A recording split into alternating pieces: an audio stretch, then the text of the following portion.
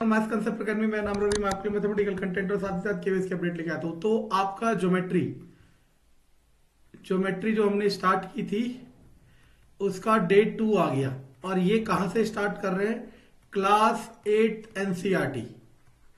और अगर आप एक केवीएस पीआरटी के एस्पायरेंट है तो आपके लिए बहुत ही इंपॉर्टेंट है। अब देखो, दो तरीके ज्योमेट्री करने का, या तो आप यूट्यूब पे चले जाओ या फिर मुखर्जी नगर या फिर किसी बड़े इंस्टीट्यूट पे चले जाओ, वो आपको ज्योमेट्री कराएंगे कंपटीशन के स्टार्टिंग पॉइंट से। वो भी अपनी जगह सही है, लेकिन मैं करा रहा हूं आपको जहां से ये चीजें बनी है।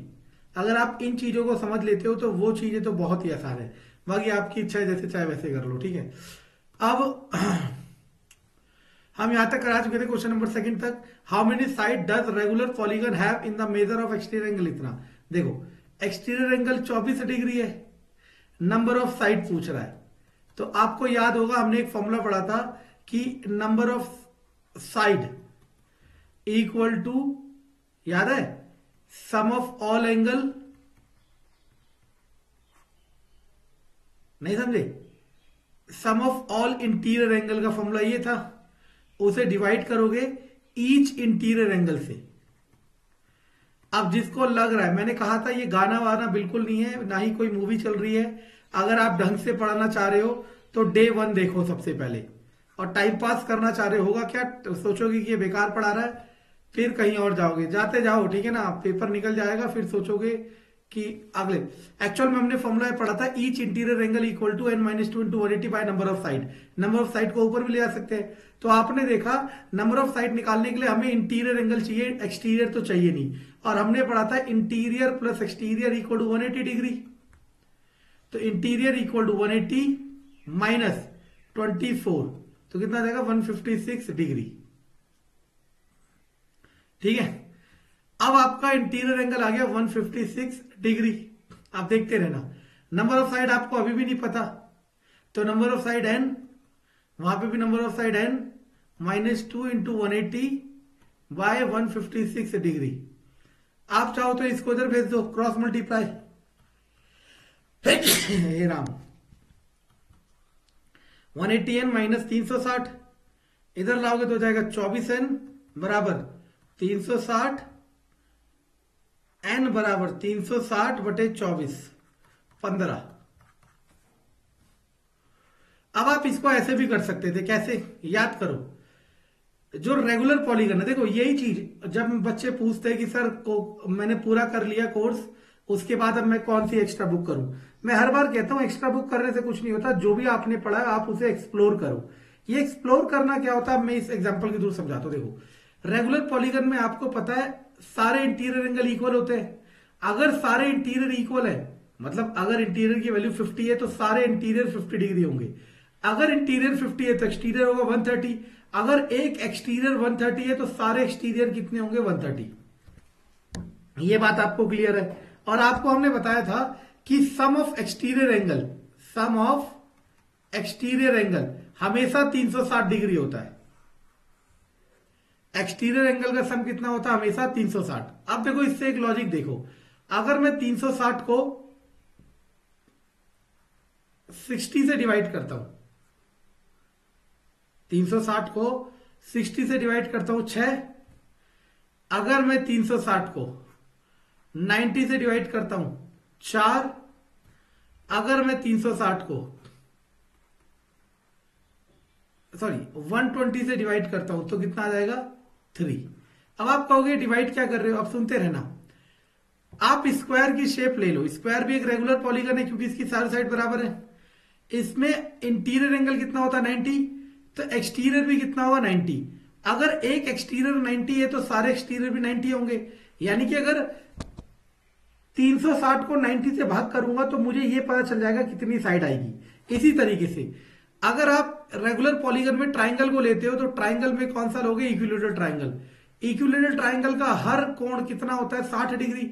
अगर अंदर वाला 60 है तो बाहर वाला कितना होगा? 120।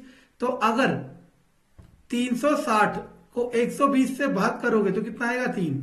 यानी कि ट्राइंगल में कितनी साइड्स होती है? 3 साइड होती है। तो ये मतलब है एक्सप्लोर करने का। तो यहां से आप एक और फॉर्मूला बना सकते हो, number of sides equal to 360 degree divided by exterior angle ये सब आपको ट्रिक के नाम पे बेचे जाएंगे, लेकिन एक्चुअल में ये सब कंसेप्ट है। ठीक है, कहां से आ रहे हैं मैं बता रहा हूं। अब ये डायरेक्ट भी हो सकता था 360, और एक्सटीरियर एंगल कितना था इसमें 24, तो बात करोगे 15। और आप ढंग से देखो तो हमने करा यही है, बस हमें पता नहीं था कि हम कर क्या रहे। ठीक है ना, हम मतलब आप, मैं तो दोनों तरीके से सिखा रहा हूं।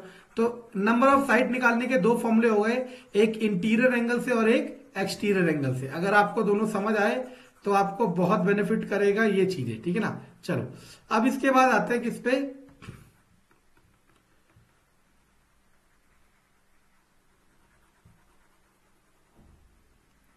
चलो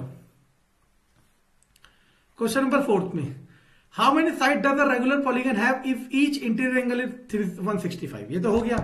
अब देखो, मैं इंटीरियर वाले से भी नंबर ऑफ साइड निकाल सकता हूं और एक्सटीरियर वाले से भी, लेकिन आपने देखा एक्सटीरियर वाले से बहुत आसान होता है। तो अगर इंटीरियर कितना है 165, तो एक्सटीरियर कितना होगा 15। क्यों? क्योंकि इंटीरियर प्लस एक्सटीरियर हमेशा कितना होता है 180 डिग्री। पहली बात तो ये क्लियर है। तो अब नंबर ऑफ साइड का अभी हमने जो फॉर्मूला बनाया था वो क्या था, 360 को भाग कर दो एक्सटीरियर एंगल से।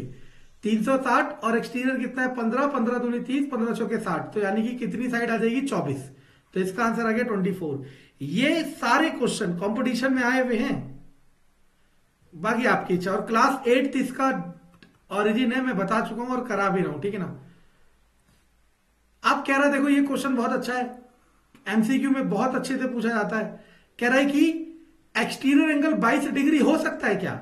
नंबर ऑफ साइड का फॉर्मूला क्या है 360 बाय एक्सटीरियर, 360 बाय एक्सटीरियर। इसे डिवाइड करोगे तो 22 से कम 22, इधर कितना बचेगा 14। तो ये जो भी आएगा 14 हो गया ना, 22 पंजे मतलब डेसिमल में आएगा। तो क्या कोई, आपने पढ़ा ट्राइंगल में 3 साइड होती है, स्क्वायर में या 4 होती है, पेंटागन में 5 होती है। कभी आपने सुना किसी में 4.5 साइड होती है? नहीं ना।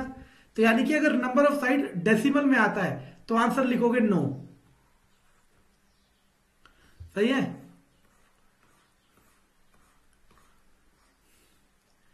अब देखो, हर बच्चा ये पूछता रहता है तो ज्योमेट्री कहां से करे। ये रहा काइट। काइट के बारे में आपको शेप के बारे में बता रखा है। ठीक है ना, काइट एक क्वाड्रिलेटरल है, क्वाड मतलब 4, इसकी 4 साइड होगी। There are exactly 2 distinct consecutive pair of equal sides, मतलब समझे, दो साइड इक्वल होगी, मतलब कोई 2 साइड आपस में इक्वल होगी, कोई 2 साइड। जैसे यहां पे कोई 2 साइड और यहां पे कोई 2 साइड, यहां पे कोई 2 साइड और यहां पे कोई 2 साइड। लेकिन ये काइट नहीं है। क्यों? क्योंकि 1 2 3 4 5 साइड हो गई, 5 साइड नहीं हो सकती। ठीक है ना, 4 ही साइड होगी। पैरेललोग्राम, समांतर चतुर्भुज जिसे कहते हैं, इसकी बहुत आसान प्रॉपर्टी है कि 4 साइड होगी, ये तो पता है क्वाड्रिलेटरल है। ये अपोजिट साइड इक्वल भी होती है, पैरेलल भी होती है। Equal and opposite sides are, sorry, opposite sides are equal and parallel. समझ आया मैं क्या कह रहा हूं? बराबर भी होती है और समांतर भी होती है।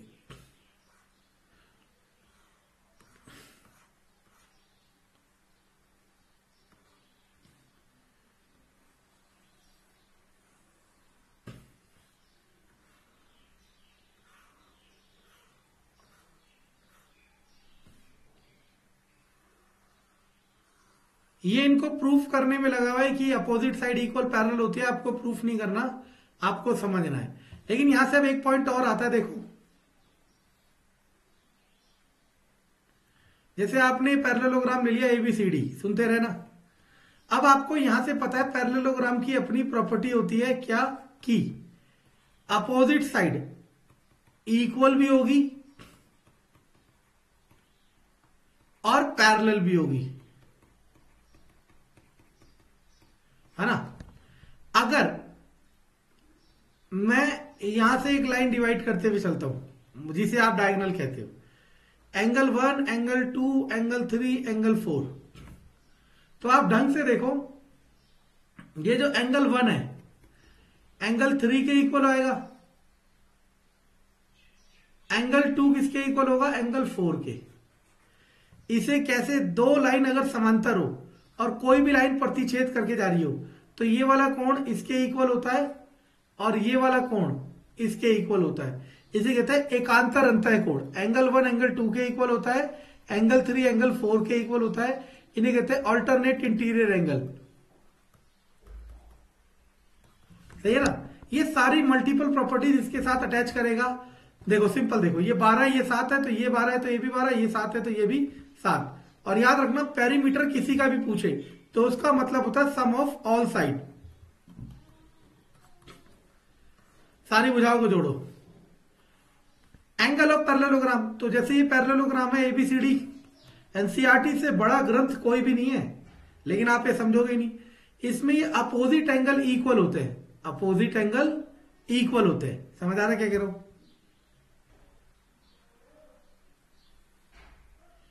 Opposite angle are equal in measure, ठीक है ना।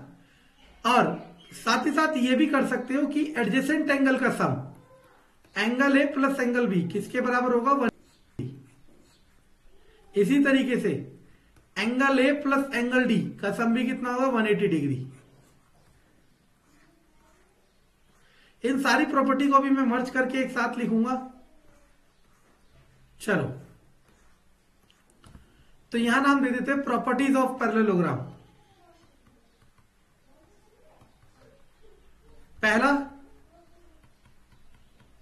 Opposite sides are equal and parallel. आमने सामने वाली साइड बराबर भी होती है, पैरेलल भी होती है। दूसरा, अपोजिट एंगल आर इक्वल। तीसरा, sum of adjacent angle is 180 degree. Adjacent मतलब ए का एडजेसेंट बी हो सकता है और ए का एडजेसेंट डी हो सकता है, ठीक है ना। और भी बहुत प्रॉपर्टी है पैरेललोग्राम की, लेकिन अभी हम इसके हिसाब से चल रहे हैं। ये क्वेश्चन आया, देखो कितना आसान है। ये 100 तो ये भी 100, इन दोनों का सम कितना होगा? 180। 100 तो ये 80, इन दोनों का सम भी कितना होगा? 180। तो ये 100 तो ये 80, ये 80 तो ये कितना आ जाएगा? 100। क्यों? क्योंकि आपने पढ़ा लीनियर पेयर ऑफ एंगल, एक सीधी लाइन पे जितने भी एंगल बनेंगे उनका सम कितना होना चाहिए? 180 डिग्री होना चाहिए। ये 70 है अदर एंगल, तो ये भी 70, ये 70 तो ये 110। क्यों? क्योंकि इन दोनों का सम कितना होना चाहिए? 180। ये 70 110 तो ये 110। अगर आप में से कोई जानना चाह रहा है कि सर इन दोनों का सम 180 कैसा है, तो मैं उसके लिए भी एक्सप्लेनेशन दे सकता हूं, ठीक है ना। दे दूं? चलो,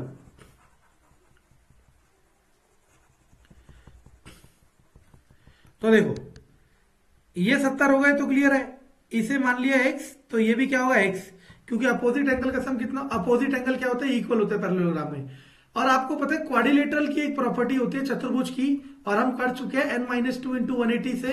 n की जगह 4 रखो, 4 - 2 गुणा 180 दैट इज 360। यानी कि चतुर्भुज के सारे कोणों का योग 360 डिग्री होता है। तो यहां पे 70 + 70 + x बराबर 360, 140 + x बराबर 360, x बराबर 360 - 140 तो कितना हो जाएगा? 220। x और x 2x, सॉरी, तो x बराबर 110। तो ये कहानी इसी तरीके से आई है। अब देखो, अगर मैं इसे वेरिएबल में लेके चलता, सपोज ये r, ये i, ये n और ये g, ये y है तो ये भी y होगा, ये x है तो ये भी x होगा, और चारों का सम 360, तो x + y बराबर 360 डिग्री। 2x + 2y बराबर 360, तो x + y बराबर 180 डिग्री। यही तो प्रूफ करना है कि एडजेसेंट एंगल का सम कितना है? 180 डिग्री। समझ आया?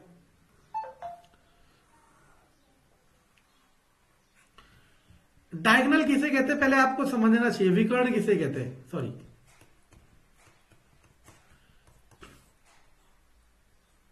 ये डायगोनल है जो अपोजिट, मतलब बगल वाले को छोड़ के किसी और वर्टिसिस से मिल रहे हो, उसे डायगोनल कहते हैं, ठीक है ना।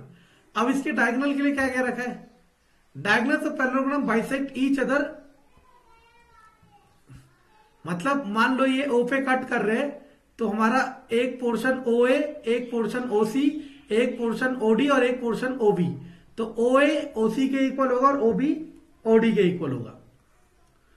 अब ये सब कहां से आ रहे हैं? ये सब सिंपल है। ट्राइंगल कॉन्ग्रुएंसी एक चीज होती है, त्रिभुज की सर्वांगसमता। अगर देखो, अगर आप केवीएस पीआरटी के स्टूडेंट हो और आप मैथमेटिक्स बैकग्राउंड के हो, मतलब आपको मैथ्स आता है, तो आपके लिए तो ये बहुत आसान है। लेकिन अगर आप मैथ बैकग्राउंड के नहीं हो तो अब आपको ट्राइंगल कॉन्ग्रुएंसी करना जरूरी हो जाएगा, और वो भी हम कराएंगे, ठीक है ना। क्वेश्चन देखो, ओ ई दे रखा है 4, ओ ई दे रखा है 4, तो ये भी होगा 4। एच एल दे रखा है 5, H L is 5 more than P. P कितना है? 4 4 8 5 13, तो एच एल कितना हो जाएगा? 13 और 5, क्या कह रहा है ये? अच्छा, एच एल इज, वो कह रहा है H L is 5 more than P. P तो 8 आ गया, तो 8 और 5 13। अब ओ एच पूछ रहा है, अगर ये पूरा एच एल 13 है और ये बराबर बराबर होते हैं तो ये 6.5 होगा, और ये भी कितना होगा? 6.5। सारे क्वेश्चन करने हैं आपने, कोई भी ऐसा क्वेश्चन नहीं है जो आप ना कर सको, सारे के सारे, ठीक है ना। जैसे ये देखो, अपोजिट मतलब बाइसेक्ट करते हैं, तो ये इसके इक्वल, ये इसके इक्वल, तो x प्लस वाई 16 के बराबर और y प्लस 7 20 के बराबर। तो y किसके बराबर आ गया? 13। 13 की वैल्यू यहां रखोगे तो x प्लस 13 बराबर 16, तो x बराबर 3। ये वाला क्वेश्चन देखो, इसमें दो पैरेललोग्राम दिख रहे हैं। एक पैरेललोग्राम तो ये रहा,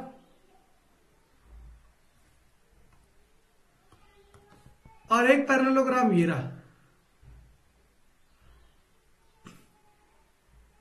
तो बस चलो देखो कैसे करना है। देखो, ये 120, तो ये भी 120, ये 120, तो ये कितना हो जाएगा? 60। क्यों? एडजेसेंट एंगल का सम 180। आप चाहते तो यहां से भी लगा सकते थे, इन दोनों एडजेसेंट एंगल का सम 180। अब आप इसके साथ इसको एडजेसेंट काउंट नहीं कर सकते। क्यों? क्योंकि ये लाल वाले पैरेललोग्राम का हिस्सा है। समझ आ रहा है? हटाओ। अब ये 70, तो ये अपोजिट, क्योंकि लाल वाले पैरेललोग्राम में ये एल का अपोजिट कौन हो जाएगा? ई या एफ, जो भी है। तो ये भी क्या हो जाएगा? 70। अब आपको एक ट्राइंगल दिख रहा होगा वहां पे, अगर ढंग से देखो, ई एस और एक्स, ये आ गया 60, ये आ गया 70, एक्स निकालना है।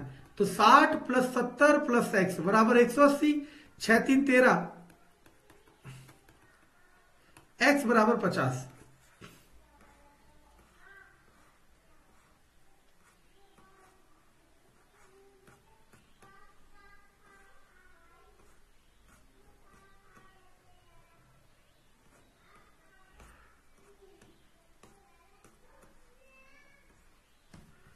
देखो, ये सिंबल 90 का होता है।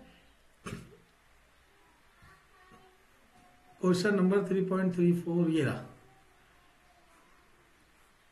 देखो, ये दे रखा है SP is parallel to R Q. ये वाली लाइन, एसपी वाली लाइन आर क्यू के पैरेलल है। तो अगर मैं इसको ट्रांसवर्सल मान लेता हूं, लाइन काटने वाली, सुनते रहे ना। अभी मैंने क्या बताया था? दो लाइन अगर पैरेलल हो, कोई भी लाइन काट रही है, तो ये वाला एंगल इसके इक्वल होगा, और इसी तरीके से ये वाला एंगल इसके इक्वल होगा। तो देखो, यहां अगर 90 है तो यहां भी कितना होगा? 90। और अगर इन दोनों का सम भी 180 होगा तो ये कितना होगा? 90। तो हम लोगों ने, जो प्रैक्टिस करता है, जिसे मैथ की थोड़ी नॉलेज है, उसे पता होता है, अगर कोई लाइन यहां पे 90 डिग्री बना रही है और ये लाइन पैरेलल है, तो वो यहां पे भी 90 डिग्री बनाएगी। जैसे आपकी दीवार, छत और आपका फर्श, ये दोनों घर का छत और घर की फर्श दोनों पैरेलल है। अगर कोई दीवार आप यहां से सीधी लेके चले हो 90, और आप उसे बीच में टेढ़ी नहीं कर रहे हो, तो वो यहां पे भी कितना एंगल बनाएगी? 90 ही बनाएगी, ठीक है ना। ये मैथमेटिक्स है। अब 90 90 130, और ये वाला निकालना है। सबका सम कितना हो जाएगा? 360 डिग्री। क्यों? 1 2 3 4, क्वाड्रिलेटरल के इंटीरियर एंगल्स का सम कितना होता है? 360 डिग्री। सम स्पेशल पैरेललोग्राम, मैं एक लाइन कहता हूं, एनसीईआरटी से बड़ा कोई ग्रंथ नहीं। आपको हैरानी होगी, यही चीज आप भूल रहे हो। बस जब भी स्टार्टिंग कर रहे हो, बेसिक से करो। आपको पता है कई क्वेश्चन आते हैं पेपर में, which of the following statement is correct? Rhombus is a parallelogram, parallelogram is a rhombus, square is a parallelogram, square is a rhombus, ऐसे करके स्टेटमेंट दी होती है।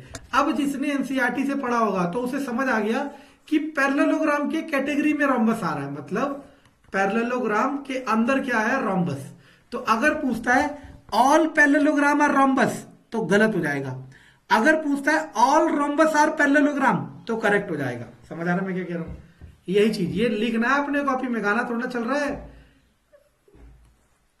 किसका है वो पता नहीं, कोई है फीमेल, माना श्रेया घोषाल का गाना थोड़ा चल रहा है, सुन लिया, पसंद आ गया। ये है लिखना है कि हिंदी में लिखना है, इंग्लिश में, कि पैरेललोग्राम का सब टाइप रोम्बस है। सब टाइप का मतलब एक बड़ा सर्कल बनाओ पैरेललोग्राम, उसके अंदर बना दो रोम्बस। यानी कि सारे पैरेललोग्राम रोम्बस नहीं होंगे, लेकिन सारे रोम्बस पैरेललोग्राम जरूर होंगे। यहां पे भी क्या लगा दिया, सिलोलिज्म।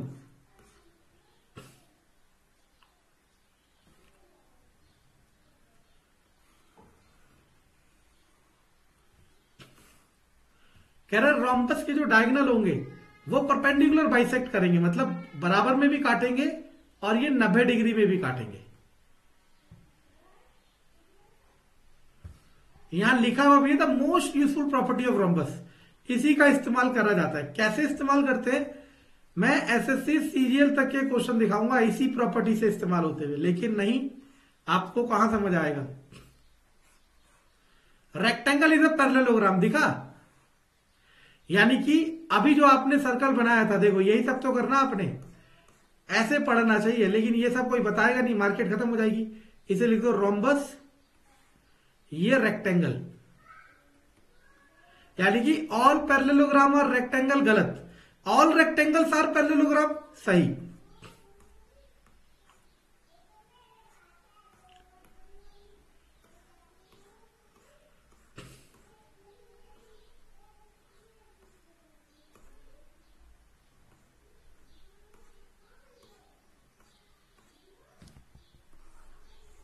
रेक्टेंगल का आपको पता है अपोजिट साइड बराबर होती है, पैरेलल भी कह सकते हो, और हर एंगल क्या होता है, 90 डिग्री होता है।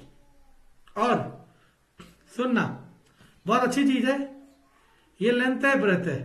अगर मैं ये डायगोनल खींचता हूं, पाइथागोरस से डायगोनल की वैल्यू क्या आएगी, अंडर रूट में L square plus B square. जिसको नहीं समझ आया उसे बता देता हूं, किसी भी समकोण त्रिभुज में इसे हम कहते हैं परपेंडिकुलर, इसे कहते हैं बेस, इसे कहते हैं हाइपोटेनस। तो पाइथागोरस थ्योरम होती है एच का स्क्वायर इक्वल टू पी का स्क्वायर प्लस बी का स्क्वायर। तो एच बराबर under root P square plus B square, ये थ्योरम होती है। यानी कि ये डायगोनल की वैल्यू ऐसे निकाली जा सकती है।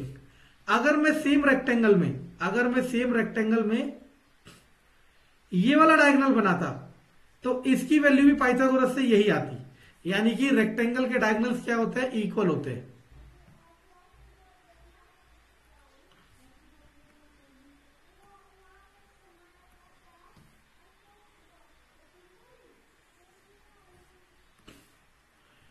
रेक्टेंगल के डायगोनल बाइसेक्ट करते हैं। अब सुनते रहना मैं क्या कह रहा हूं। अभी मैंने क्या बताया था, पैरेललोग्राम के अंदर रेक्टेंगल आ रहा है, सुनते रहना इसका क्या मतलब है। पैरेललोग्राम की प्रॉपर्टी आपको याद है, हमने पढ़ा था पैरेललोग्राम के डायगोनल बाइसेक्ट करते हैं, यही पढ़ा था ना। यानी कि पैरेललोग्राम की सारी प्रॉपर्टी रेक्टेंगल जरूर फॉलो करेगा। समझ आ रहा है मैं क्या कह रहा हूं, पैरेललोग्राम की सारी प्रॉपर्टी रेक्टेंगल जरूर फॉलो करेगा। यानी कि रेक्टेंगल के डायगोनल भी क्या करेंगे, बाइसेक्ट करेंगे। हाँ, वो 90 डिग्री पे करे, 60 पे करे, 30 पे करे, ये उसकी अपनी एडिशनल प्रॉपर्टी हो सकती है, लेकिन जो प्रॉपर्टी पैरेललोग्राम की है वो जरूर फॉलो करेगा। समझ आ रहा है। स्क्वायर से ज्यादा तो किसी को नहीं पता होगा, चारों साइड बराबर, चारों एंगल 90 वगैरह वगैरह, डायगोनल इक्वल, सब कुछ है ना। अगर आपने ये चीज कर ली, ये टेबल आप केवीएस पीआरटी में ज्योमेट्री वाले सेशन में, जिसमें square, triangle, parallelogram, specially quadrilateral में एक भी क्वेश्चन गलत नहीं करोगे। लेकिन मुझे पता है आप ये नहीं करोगे। अब आप देखोगे कि कौन ऐसा इंसान है जो ऐसी शॉर्ट ट्रिक करा रहा है जिससे डायरेक्ट पेपर क्वालिफाई हो, तो होगा, गोली मिलेगी आपको, ठीक है। चलो, तो ये सारे हो गए। अब नेक्स्ट क्लास में मैं आपको कराऊंगा क्या, क्वेश्चन कहां कहां से, केवीएस से, एनवीएस से, डी ट्रिपल एस बी से और एसएससी से। मैं बार बार कह रहा हूं कि मेरे वीडियो जल्दी लाने की, अगर आप चाहते हो हर दिन वीडियो आए तो इसे शेयर करो। क्योंकि यही चीज मुझे मोटिवेट कर सकती है, वरना और कुछ मोटिवेट नहीं कर सकता। पैसा मिल नहीं रहा आपको पता है, पेड कोर्स चला नहीं रहा आपको पता है, कोई लालच है नहीं आपको पता है, तो यही एक चीज है जो मुझे मोटिवेट कर सकती है। कंटेंट पसंद आए तो लाइक सब्सक्राइब शेयर जरूर करें।